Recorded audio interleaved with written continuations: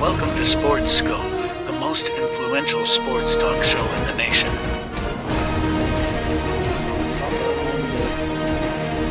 What is today, the 19th? Stay tuned for updates and great sports content. Hello, everybody. Welcome to Sports Scope. I'm your host, Robert Butler, on this 24th day of May. We are getting that much closer, folks, to Memorial Day weekend. Of course, that is a somber, symbolism. Memorial Day, obviously, for the vets and everything, but also it's the unofficial kickoff to summer. Got a great show want to talk about tonight. This Boston team, it's ironic. They were an 0-3 team, and they seem a lot like the there's a lot of similarities there of the 0-4 Boston Red Sox. Ironically, another Boston team that they got in common. There's some commonalities there. That now I'm not saying they're going to come back from this 0-3. I'm not saying that, but I can make a case for it. I will. I'll make a case for it. That's what sports talk's about. Can you see something happen? Can you make a case? What is your evidence? What is the precedent to make a case? Use a legal term there you hear a lot in the courtrooms. Also going to talk about the AFC North. It was some funny comments Ben Roethlisberger said the other day. I didn't get a chance to talk to you all about it, but Roethlisberger was talking about the he said he didn't want Kenny Pickett to succeed at first. I've got that. Got some soundbite from Lamar Jackson here. Also, let me go ahead and give these guys a plug there. This show streams on also on Let's Talk Sports, formed by Dan Dave Harris. Okay, and he is also partnered with Sideline Sports One. So give a shout out to them. You could follow them at Sideline Sports, the number one on Twitter. They're supposed to be carrying my program, partnering and carrying my program. So that's another 4,000 followers there that's going to be able to see off the Twitter, just the Twitter alone there, to come see the program. So we are growing. This is a growing. I want to thank Dan for letting me know that, and I'll gladly plug these guys. Now, they haven't followed me back on Twitter, but I don't know how often they follow. So I want to make sure that they go ahead and do that, or I'll take that away. That's all I ask, is follow me back. And if you don't, then, like DMX used to say, the late great rapper, God rest his soul, if it's F me, it's F you. So anyways, let's go ahead and get our first and only break out of the way, and I'll be back in 49 seconds here on Sports Scope. Hello, Sports Scope followers. The program has seen tremendous growth since going 5 days a week. I just wanted to thank everybody for your cash contributions and sharing the program with friends and families. Just a reminder, if you want to contribute to the program, go to the Cash App, the cash sign, and Sports Scope. There are other ways to contribute to the program listed at the bottom of the screen. If you want to advertise on the program, go to Sports, that is Sports with an S, another S, Scope, SKOPE, at gmail.com, just like it's listed at the bottom of the screen. Thank you, and enjoy the program. Alrighty, then I'm back here live. Thank you, Corey. Okay, now let's see. Corey must have heard that last comment. Just keeping it 100, baby. Thank you, Pickles. Thank you, Corey. Two of my favorites. Okay, Celtics showed some life last night. Other than hitting 10, yes, I said it, 10 more threes than Miami, I'm more impressed that they held Miami to under 100 points. That's the first time in the all the 4 games that have been played that they've held them to under 100 points. That's huge, and that's on the road, backs against the wall. That's a big deal. Now, they shot 40% from 3 to 25 from Miami. Okay. And plus, I also noticed that they had 10 more assists. So they're moving the ball more. They're playing like a team that's not gonna be found dead. That they are that they're going to show some type of life. And Pickle says their backs are against the wall. Listen to what Jaylen Brown. I like what he had to say after the game. Games and you start to hear Jaylen Brown. Like right now, obviously we underperformed in the last 3 games, and you start to hear all these stories come out about X, Y, and Z. Who knows where they actually come from? And 99% of them is not true at all. So, we wanted to stay together. And I think that was an emphasis last night before we played today, was make sure we was on the same page. We didn't want to come out and lay an egg. We wanted to come out and play together. We wanted to come out, trust each other, come out, play some defense, have some pride about yourself, and find a way to win a game. And we all more than capable of doing it. So tonight we got it done. Smart was in my ear, let me know where the game is at. Just keep being aggressive, keep making the right plays. It ain't always got to be you putting the ball in the basket. I helped us win tonight. So just continue to make the right plays, and the game will open up for you. And that's what Smart does, is just be a leader, be vocal, and we found. Good deal. Good deal. Now, he said a couple of things there. He said a lot of people are saying a lot of things about us. 99% of that is not true. Now, there was a report, I think I mentioned this yesterday on the program, that the guys are acting like they like each other, and they're tired of acting like they like each other. That was a report. He's saying a lot of that stuff is not true. He said the word defense. They were not playing defense. He talked about Marcus Smart and communication. That is a big deal, okay? Maybe they're finally getting into their head that this guy's not going to talk to us about individually getting on defense, meaning Joe Mazzulla, the head coach there, we're going to have to start talking amongst ourselves here and communicating on defense. And they are playing much more. It's one game. They're playing much better defense on the perimeter, hustle to balls. Did I see all of it? No. I expected him to lose this game. I expected him to fold like a cheap suit, like my dad would say. But I did watch the highlights on the very end.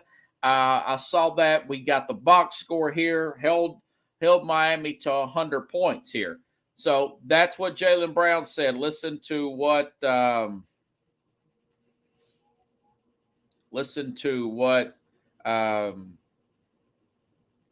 Jason Tatum. Tatum had a pretty interesting comment as well, if I could find him in here. Here's Jason Tatum after the game. Good spirits, right? Everybody was upbeat. And, as cliche as it sounds, we just tried to take it one game at a time. We tried to break it down to, we didn't play well those first 3 games. We didn't deserve to win. But, we didn't want that to define us, define the season. And we still got a long uphill battle to go. But tonight was a good start, right? And, just try to carry this momentum towards Thursday. Yeah, we just Yeah, and I like the fact the guys say, hey, listen, we just didn't play well. Let's don't blame the refs. Let's not blame our shot being off. We simply didn't play well. Okay. Now you could tell there's a little bit of hesitation in Tatum, and that right there comes out in his play. And he's one of these guys. Maybe he's got some A-Rod in him. He keeps second guessing himself, but I like the candidness of this particular team. Okay, I do like that. Now, Barkley, who's never right here lately, but he's always got a good quote here.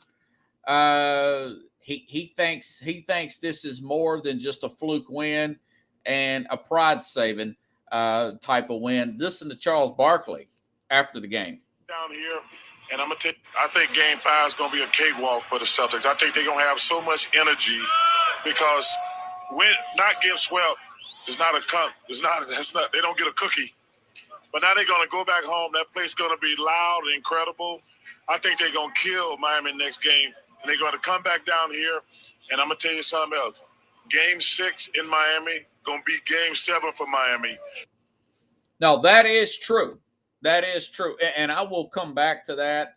Now, Barkley also said that the Kings will be in the finals. So let's not get too crazy on the Charles Barkley here. Okay, Carlos is saying a bunch of stuff. He said, I text you all the goods on Boston on one of your shows last week. He said, I told you that they have to run the Celtics because the roster is way too much deeper than it. Yeah, that is true.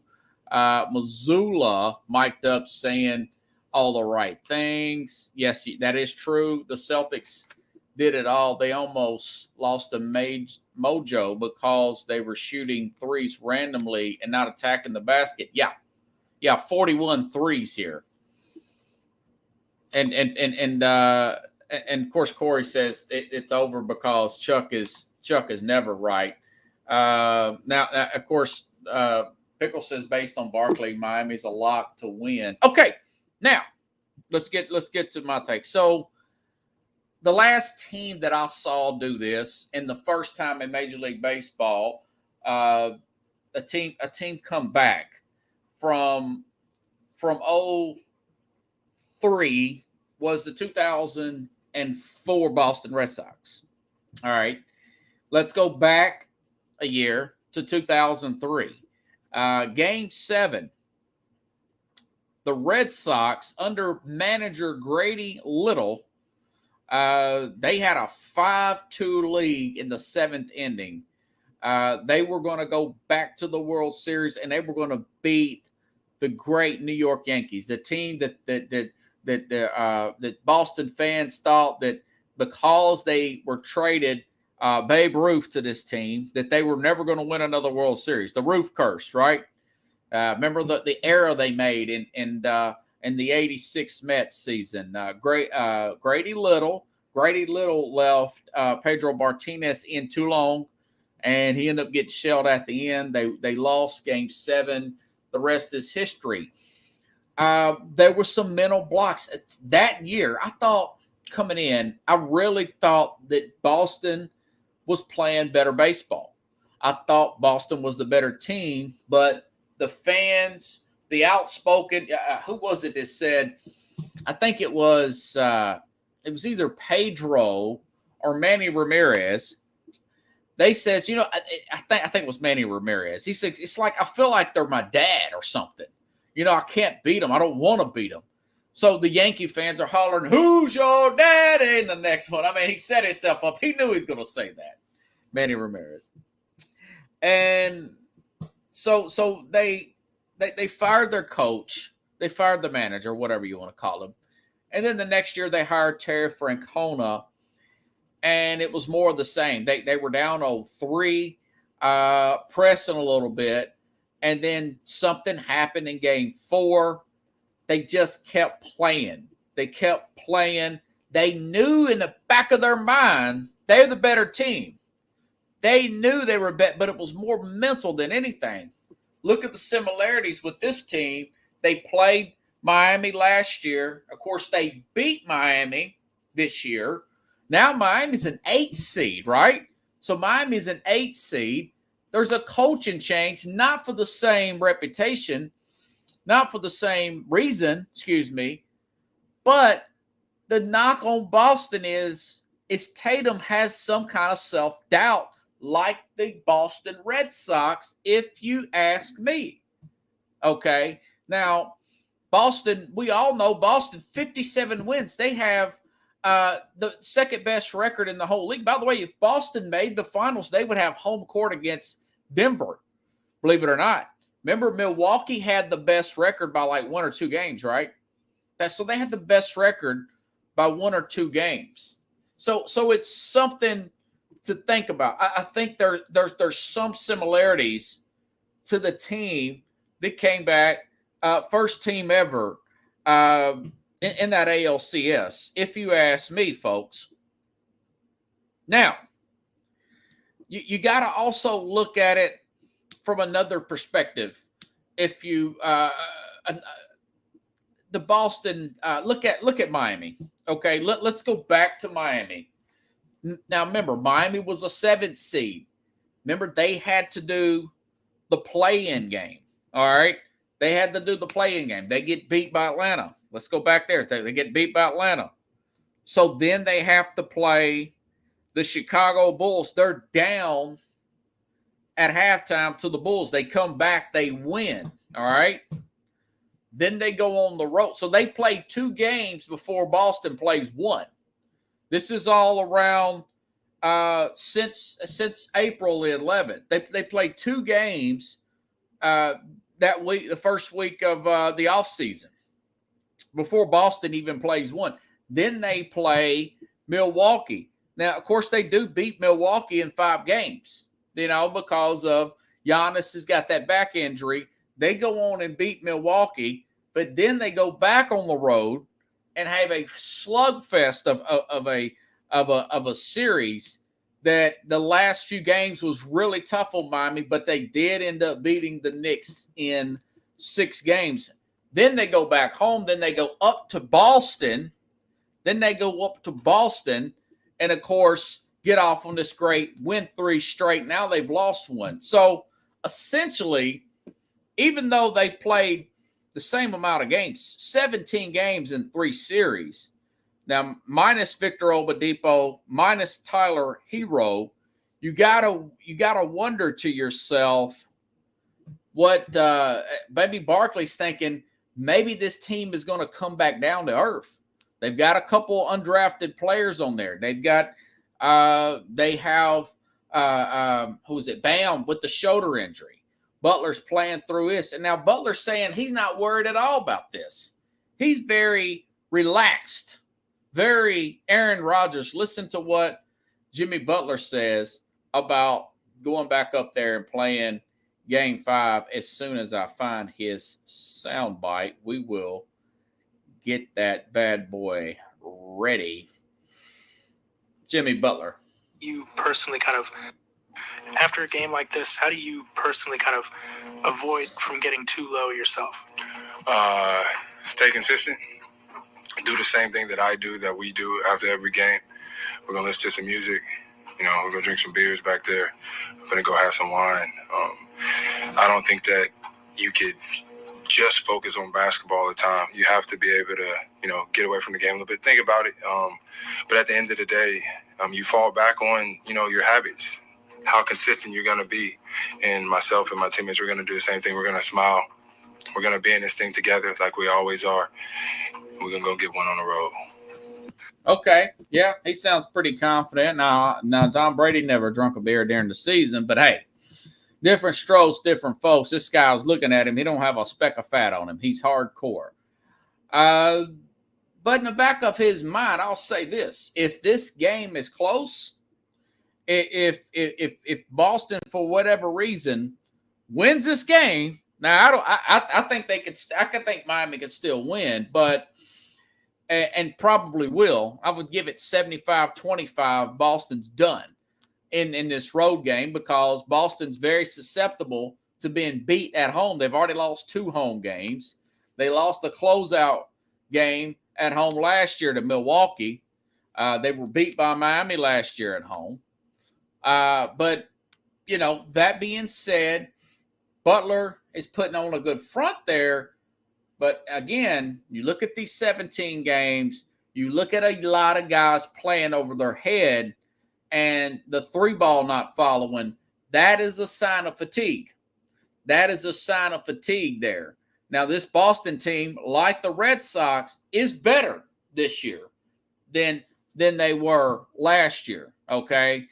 They got Mountain. They got the 6th man of the year. They're better on paper now. They don't have the better coach, but they're better on paper. They've got Malcolm Brogdon there coming off the bench there. He won 6th man of the year. You got a fully healthy Robert Williams. So it is a possibility. It is a possibility. And I will agree with Charles Barkley that if they do win this, and it will be Game 7 and Game 6 down in Miami, this team seems to play better on the road. So if they get past Thursday, then you're coming down to Saturday. night in Miami, and then they have to play on a Tuesday at Game 7. That would be, now if it gets forced Game 7, I would lean back towards Boston, but we'll have to remain to be seen here. But with all that fatigue, there is a chance there. I'm not saying I'm not going to put 18 minutes of my program or 20 minutes talking about something if I did not think that was a realistic chance there for them to come back. I wish they had a better coach. If they had Ime or somebody, I would be more confident, and I'd give it 50-50.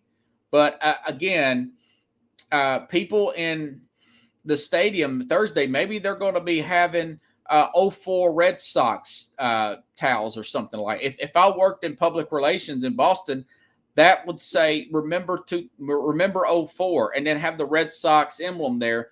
If I'm in part of public relations with Boston, that's what I would have. We would get them printed. If we can get something printed overnight quickly, that's what we would do. Remember 04, and then have the Red Sox, the team that came back against the New York Yankees.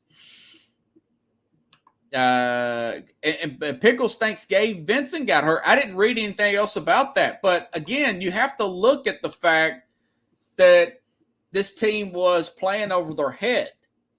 And hey, it may. I know Butler's still Butler, but we got a lot of Cinderellas on that team, and you never know. The longer Boston can keep it close, it may turn midnight there. Carlos, let me see what you Spoelstra played the zone that threw off the Celtics for a possession. Tatum taking better looks at the taking it to the rim. Okay, that is true. Made Ortiz a legend. Yeah, Pickles. And a side note there, I really wanted the Red Sox to beat the Yankees that year. And I was superstitious. I was in college, Carlos, at Austin P. We may have talked about that series at the time in 04. While that series was going on, every time the Ortiz would get up and be, 2 outs and 2 on, I wouldn't watch. And then I would turn back. I was so superstitious. So there's certain parts I would watch, then I would turn away.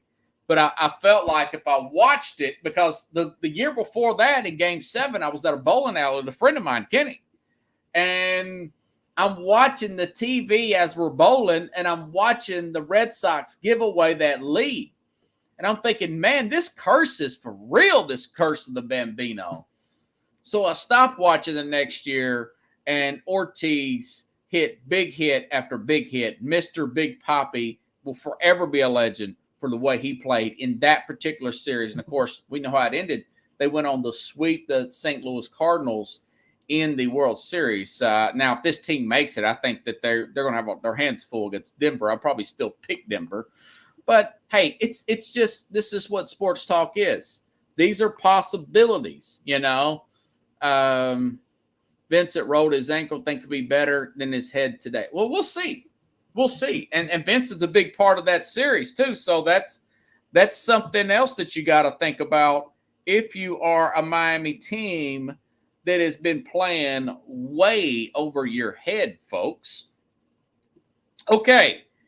So we'll see come tomorrow. There's no basketball on tonight. We will see how this thing turns out here. Switching gears. Okay, let's start off here. Now, Lamar Jackson comes the OTAs. Now, he was supposed to have been there yesterday. Well, I think it's voluntary, actually. It's mandatory next week. Either way, if you're the Baltimore Ravens, you kind of want to see Lamar Jackson come to OTAs. Okay, new offensive coordinator, Todd Monken, the former offensive coordinator for Georgia. You've got Odell Beckham there, who signed there. They paid him a lot of money. Paid Odell Beckham a big chunk of money, like $15 million or something like that. Guy coming back from ACL. And then you've drafted Zay Flowers. You've got a healthy Rashawn Bateman. Zay Flowers, first-round pick. Rashawn Bateman, former first-round pick. Also, Mark Andrews. So you've got a whole new offense here. You've got a more wide-open passing offense. Here's Lamar Jackson's comments after today's practice. He seems on the up and up. Listen up. Sometimes, we can't. Just being able to throw the ball down the field. We sometimes, we can't. Running can only take you so far, and I feel like with this new era of teams and offenses in the league, I feel like we need that. And Coach Todd Monken, when I'm seeing his offense so far, is looking tremendous. Do you feel like you won't have to run as much, and that'll maybe be scaled back a little bit? Absolutely, especially with the receivers we have. Bay, OBJ, Zay, Duve, Pro, all those guys. You got Isaiah, the tight end. I can't say Zay. Isaiah, the tight end. Mark, my guy. It's looking. Yeah, he named all those weapons that he has. Now, I'll say this: he's saying the right things. He's saying the right things. Yeah. Running ain't gonna get you nowhere. You're gonna have to throw this ball. Todd Monken won a national championship last year with Georgia. He's got NFL experience as well. He's a very good hire. I like Lamar Jackson. I think he does work hard. The only thing I'm concerned about, he was trying to build some kind of fitness brand with this partner of his during negotiation period to get this contract extension. Okay. He was one day late for the OTAs. Now, of course, he's saying the right things. Is he really committed? As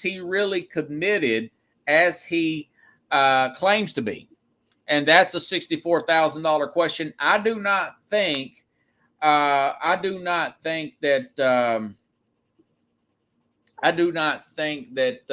he is.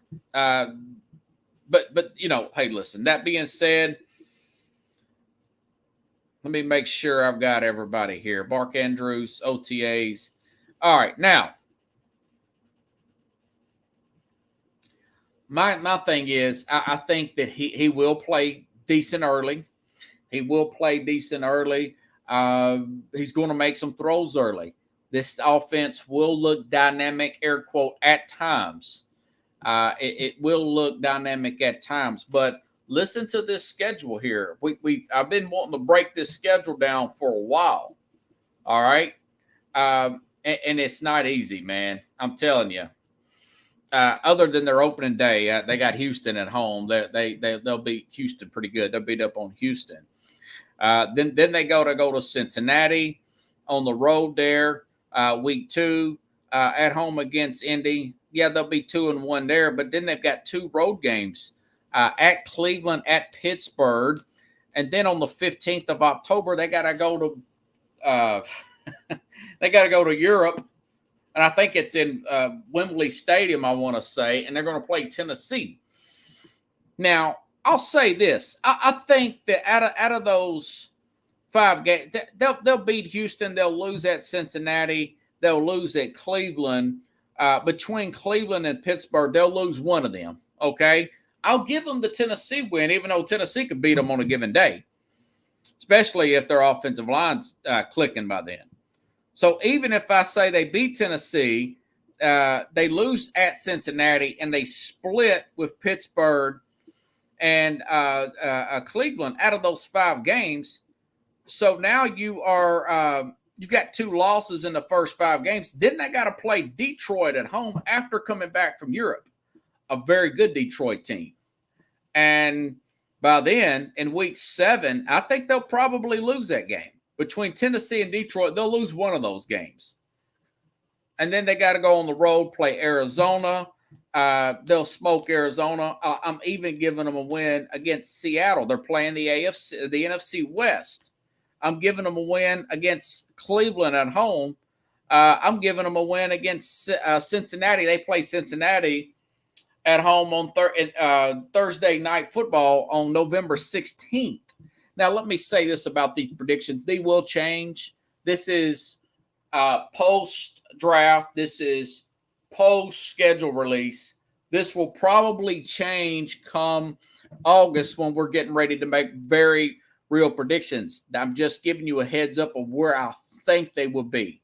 where I think they will be since we're having OTAs. This is something I wanted to talk about post schedule release and draft, but I just hadn't got around to it. I've had so many guests on. Okay. So this could change. Depends on what I see in a practice. Depends on what I'm reading about practice. How many people's injured? How many people injured for their opponents? There's a lot you got to put into this. But here they got a week 13 bye week, and week 10, 11, and 12 they play Cleveland, Cincinnati, then at the Chargers. I think they'll lose that Charger game because that's a long time without a bye week, and you're playing Cleveland, Cincinnati back to back. All right. Then after their bye week, they got the Rams, of course, then at Jacksonville, at San Francisco. Think about it. So you play at home against the Rams, no big deal. You'll smoke them. You're off the late bye week. Then you fly down to Jacksonville, play a Sunday night game, fly back home. Then on Monday, fly all the way to the West Coast and play San Francisco. Come back home on a short week and play Miami. Okay? Then you got to play Pittsburgh, 2 home games right there. So if you split Pittsburgh, Miami, and you split Jacksonville and San Francisco, I mean, this team, with what I just said before, this team is 9-8, 8-9. That any way you shake it. In any way you shake it, they're 9-8, 8-9. Now, of course, hey man, maybe the light bulb those go off for them. Maybe they catch some breaks in division. Maybe, and I'm giving them splitting with Cincinnati, splitting with a really good Cleveland team, a very good Pittsburgh who could sweep them, a very good Pittsburgh team who could sweep them this year because they've had such a good off season here. Speaking of Pittsburgh, listen to Ben Roethlisberger. This is a long cut here. Ben Roethlisberger on his podcast talking to Kenny Pickett of what he thought about Kenny Pickett and what he hoped that Kenny Pickett would not, air quote, would not achieve his first year as the starting quarterback for the Pittsburgh Steelers. Ben Roethlisberger. But no, it's been. Ben Roethlisberger's hilarious sometimes. If I get it to play. Yeah, I mean, I'll be completely honest. Like, and I'll be super transparent here. And I'm going to get blasted. I probably shouldn't say. He said it fast because he feels nervous about saying it. Point. I'll be super transparent here. Calm down. Say what you mean, man. I wouldn't say that I wanted Kenny to necessarily fail, but like, when someone comes to replace you, you're like, I still feel like I had it. Like, I hope he doesn't come like ball out, because then it's like Ben who, right? Right. But honestly, I think as you started playing, and like I found myself rooting more and more for you. You know what I'm saying? Like, I mean, we sat down here and watched games, and we were high-fiving, going nuts when you were like leading the team and doing things, and running and doing some of the trying to fight people, all that stuff. Like, that was my favorite, by the way. Yeah, I was like, you better swing on that fool. Yeah, and he's got Kenny Pickett right there in front of him. I feel bad. So. I know I came on this show and said that I forget how I said it, but I apologized to you for not knowing how good he was going to be. Yeah, like I just didn't know. I had no idea. I didn't know that you were the runner that you were. I just didn't know what was going to happen. I wasn't aware, and I was pleasantly surprised. I'm glad that I was wrong in the sense of where I had you. I thought you'd be a quarterback that was good, that was going to come in. I think you're the future of this team. I really do. And I think they got, the fans should be lucky. They are lucky they got you. But that's what I'm going to say. I'll say I was early on. I didn't want him to succeed because I didn't want him. They followed me up. I didn't want it to happen. I think that's probably the selfishness of me, and I feel bad for it. But as it went on, as the season went on, he got to his third game playing. I was rooting for him. Yeah, I was excited for you, and I wanted you to succeed. I wanted you to win the games. I wanted you to get to the playoffs. And so I feel bad that I felt that early on, but I'm glad that I transitioned into love and rooting for you. Appreciate that. I have your jersey I wear every Sunday. But, it's actually your jersey, but we taped +1 on the it works. But no, it's been fun watching you. I enjoy texting you after games, and it's been fun watching, man. That is hilarious. And why? Because I'm a selfish mother effer. That a lot of pro athletes are like that. I wanted you guys hear that. Is that funny or what? Now, I'll say this. This is what Ben Roethlisberger was talking about, folks. Down the stretch last year, Pittsburgh, I mean, they won 6 of their last 7. Starting with Monday night at Indianapolis win last year. This is last year. Another road win against Atlanta. Lost a 2-point game against Baltimore. At Carolina, won 24-16. Beat Vegas at home 13-10. Went to Baltimore. Great game, by the way, on New Year's Day. Beat Baltimore and beat a good Cleveland, a trending upward Cleveland team, 28-14, winning their last 4. 6 out of the last 7 games there for Pittsburgh. And mind you, this team had a well of an offseason here. They added as a third receiver, they added Allen Robertson. I'm looking at their roster now. George Pickens, last year I was reading and count for Pittsburgh. George Pickens had one of the best camps of anybody. Now, it didn't translate. Remember, Mitch Trubisky started last year. Then Pickett came on. I think somebody else came in there. I think maybe Mason Rudolph played a game. So it was a little crazy. But Pickens started showing some promise towards the end. They still got Deontay Johnson there. They've got mess around, and this Broderick Jones at left tackle fell to them in the first round.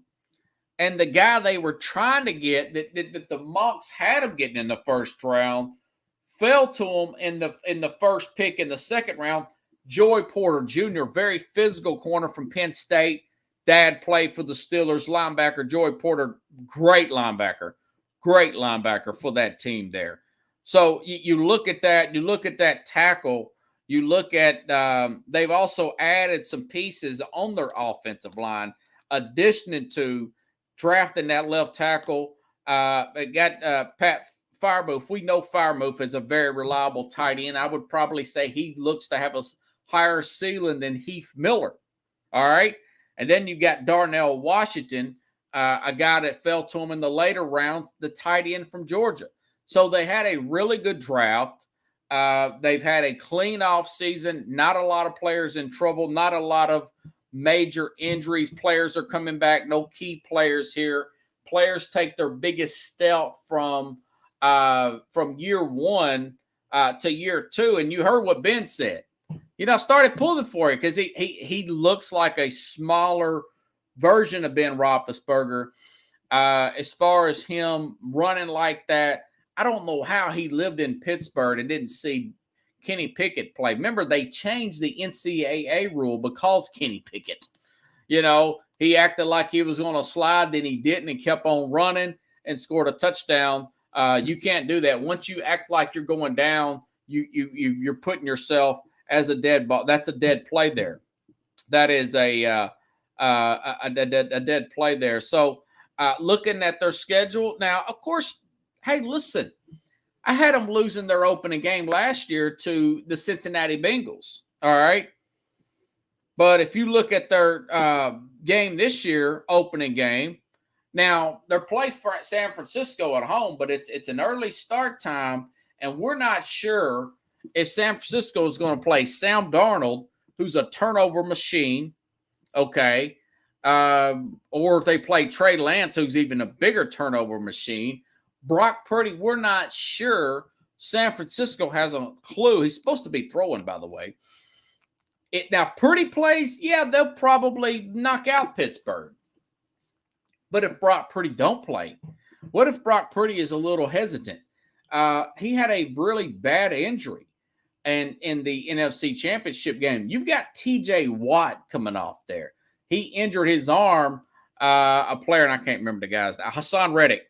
Hassan Reddick coming off running 100 miles an hour, pulls his arm back, is he going to be gun shy? I'm just saying, if he brought pretty plays for San Francisco, is he going to be gun shy? Because TJ Watt's just as good, probably better. He's a defensive player of the year, former defensive player of the year, coming off that edge there.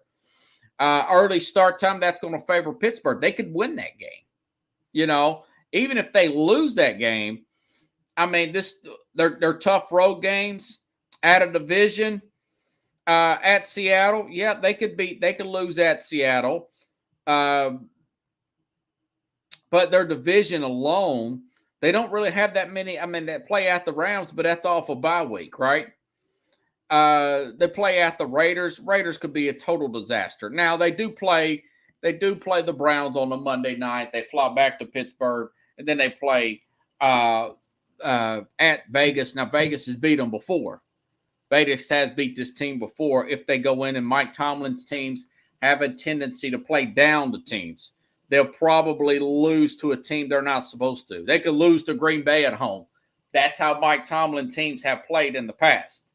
Okay, so if I put in them getting a few losses to divisional opponents, even though you know how Pittsburgh is. They may lose at home and then beat you in your place, just like they beat Cincinnati.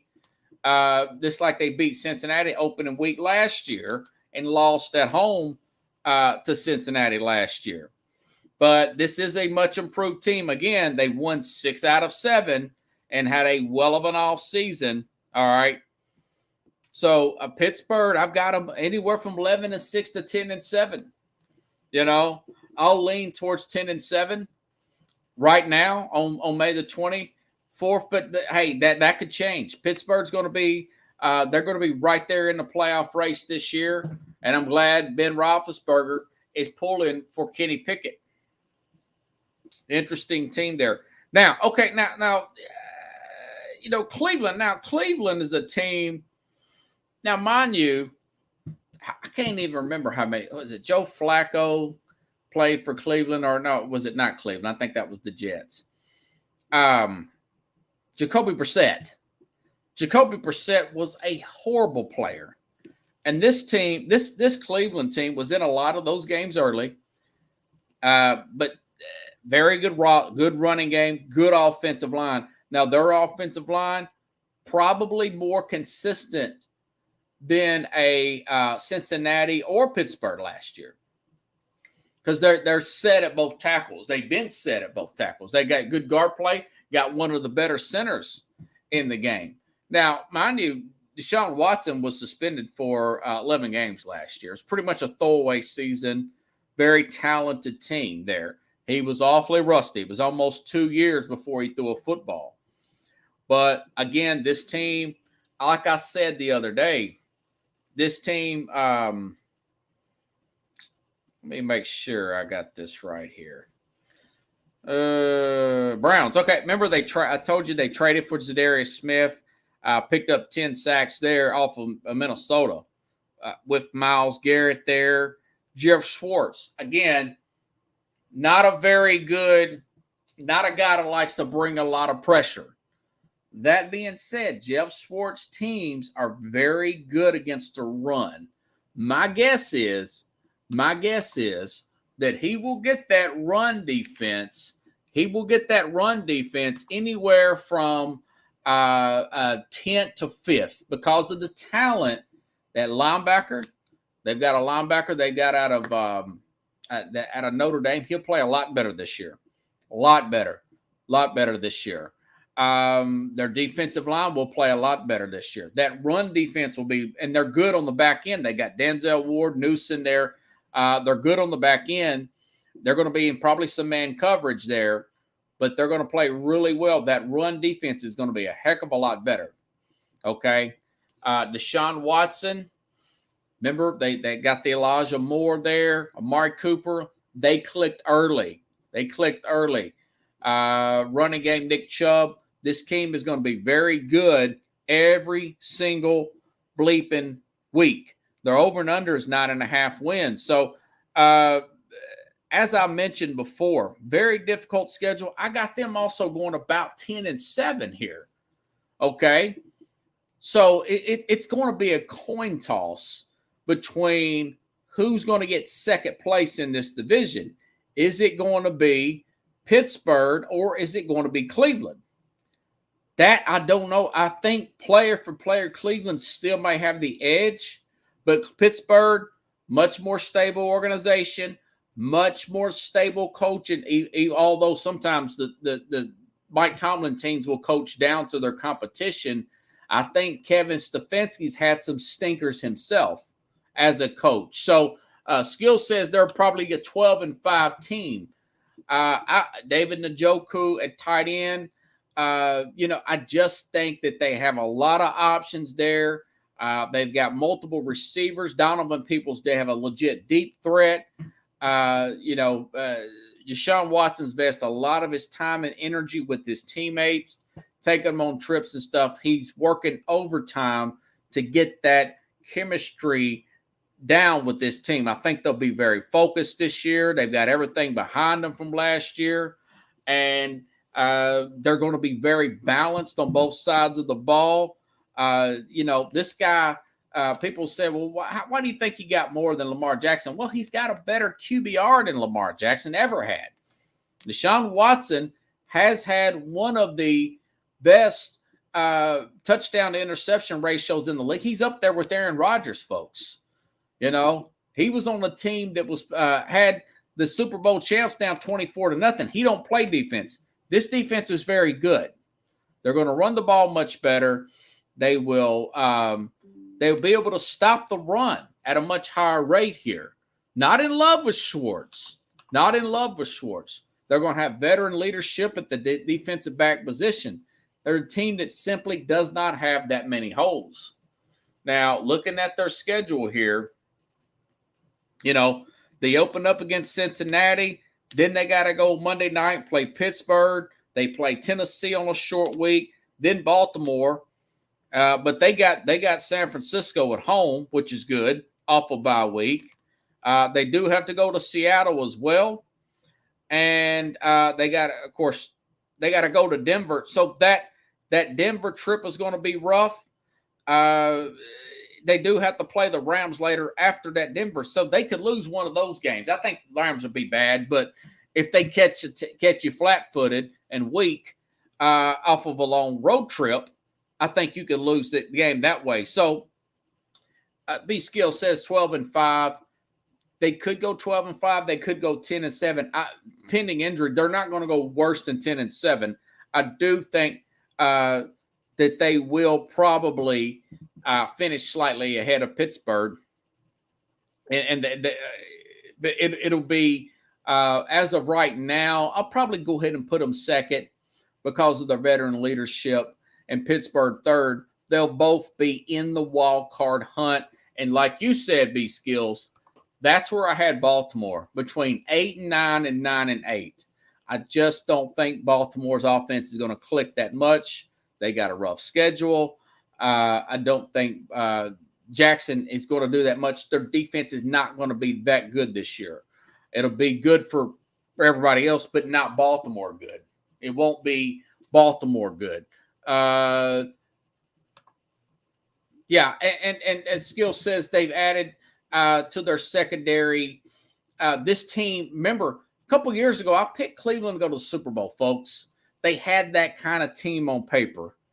This year's team has a lot to be said, and their biggest Achilles heel, other than Deshaun Watson lack of plan, was their run defense. Mark my word, it will be 10th or better next year. This coming up September. So they're going to be one of the more interesting teams in the league. Okay, last but not least, Cincinnati. Now, Cincinnati, the thing about Cincinnati, remember last year, again, they had a rough start because Joe Burrow had his appendix taken out, folks, in the middle of the summer. Remember Dallas beat them, Pittsburgh beat them. You got guys like Jason Whitlock saying maybe Joe Burrow, he's hanging out with these rappers too much. There was some cheesy rapper, Josh something, and he got called out. But really, the guy had his appendix taken out over the summer, got off to a rough start. A lot of times Super Bowl losers do. That's That's a big stat. Teams usually don't get back to the Super Bowl after losing the Super Bowl, but they rebounded, and we know what happened. They got back to the AFC Championship game, even with more offensive line injuries. But, man, I tell you, when they went out and got Orlando Brown at left tackle, that told me one thing. This team is serious about winning, okay? And I know Jonah Williams is talking about maybe he wants to get out of town. Maybe they can talk him into playing right tackle there. Joe Mixon's still on the roster. I thought they would do away with him. They did let their starting safety walk, Jesse Bates. He's now with Atlanta, but they drafted a safety out of Jordan Battle out of Alabama. They went defense their first 3 picks. They're going to be much better this year, much more. They held on to their defensive coordinator, one of the best in the game, Lou Anarumo. So this sense in Lou Anarumo, excuse me. I digress. So this team right here is, they're championship ready. They're championship ready. I got them going. Their road games at Tennessee. Now they do play at Tennessee off of a Monday night game against the Rams. Rams are going to get torched this year. The Rams got to play they got to play the AFC North, and I don't know if they're going to win any of those games. Now Tennessee's got it in for Cincinnati. They want to beat them, okay? And Cincinnati's got to come down here and play after playing the Rams on Monday night off a short week. So that could help Tennessee out. They might have to play comeback there. Other road games, they do play at San Francisco. Now that's off a bye week. And then they got Buffalo at home, though. So I think Buffalo could knock them out there. They got to play at Baltimore on a Thursday night. That's going to really favor Baltimore on a Thursday night game, okay? And then their last 3 games at Pittsburgh, at Kansas City, and Cleveland at home. So that's a very rough finish there for and not. By the way, they got to play at Jacksonville. Got to play at Jacksonville on December 4th. So it's a very rough schedule. That's a first place schedule there for the Cincinnati Bengals. So again, like I said the other day, folks, I do not think that Cincinnati is going to get a 1 seed. I got them at 11-6. They're going to win the tiebreakers. They're going to win the North. Okay. Cincinnati, Cleveland, Pittsburgh. Could be Pittsburgh in second. Pittsburgh could win that tiebreaker. It's going to come down to the last. I think it's going to come down to the last game for seeding between Pittsburgh and Cleveland. They both may get the playoffs. Because I don't think the loser of the South is going to get to the playoffs. I think there could be, somebody in the North or in the East. Miami might not get the playoffs because of Tua's injuries. I have to look at that. It's still early. We'll talk about each division here in the next few weeks. But as the North is concerned, yes, Cincinnati's going to win it. They're going to win it close. 11-6. They're not going to get home field. I don't know if it's going to be Jacksonville get home field. I doubt if Kansas City's going to get home field. I doubt if Buffalo, but somebody's got to get it. Somebody's got to get that bye week, in the AFC. I just don't see Cincinnati doing it. They could. It would be a well of a feat because this is the strongest I have ever seen the AFC North. I've never seen it this strong. I've been following since it was the AFC Central, probably 30 years. But particularly since it's been called the AFC, it's not been this competitive. Cleveland, Cincinnati are normally dumpster fires. One of them's decent, not both of them. I mean, Deshaun Watson's a Pro Bowl level quarterback. Arguably, Joe Burrow's the best quarterback in the league. It's a coin toss between him and Mahomes. And then you have Kenny Pickett there with this team that is trending upward. They won 6 of their last 7. And, Baltimore's got playmakers everywhere.